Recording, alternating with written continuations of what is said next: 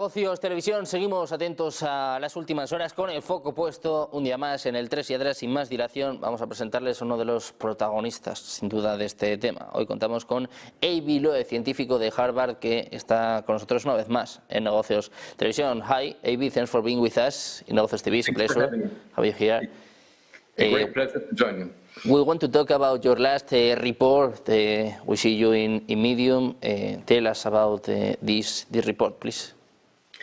Yeah, so today we obtained the first image after 3I Atlas, the interstellar object, passed closest to the Sun from the Hubble Space Telescope. That's a high-resolution image, and what we see is a glow that appears teardrop that is pointing towards the Sun. So there is an anti-tail, an extension of the glow around the nucleus of 3I Atlas towards the Sun. We've seen it before when 3I Atlas was approaching the Sun.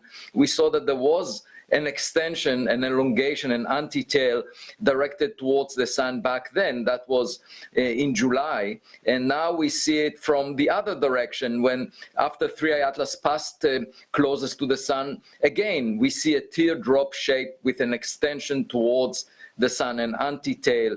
And that is a very peculiar phenomena. And of course, there are several ways of trying to explain it. One is that as of now, we know that 3I Atlas was accelerated by some non-gravitational force.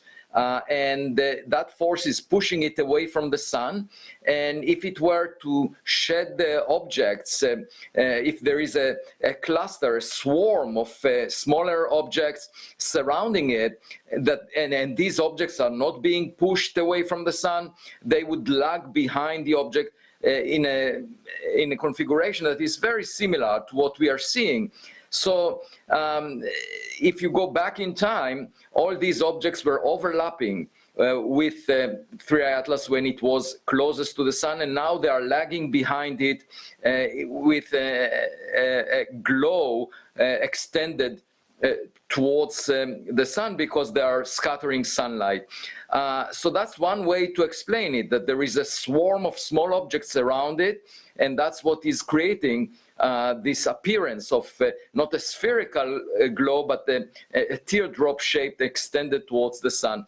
Another possibility is that for some reason the side facing the Sun is shedding pieces of ice, and those eventually get evaporated before they have a chance to turn around and produce the standard cometary tail that we often see around comets.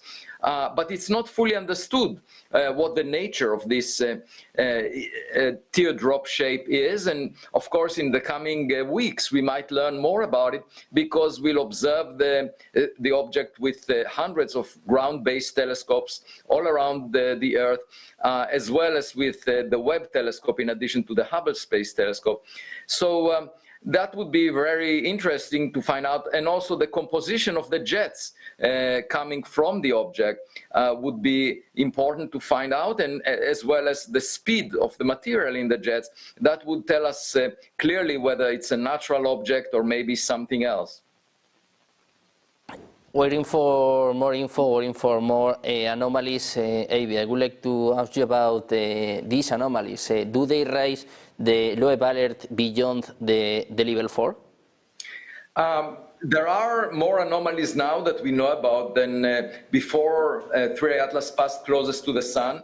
But I'm hesitant at revising the ranking of 3I Atlas on the Loeb scale because we're about to get much more information about it. So let's just be patient and wait.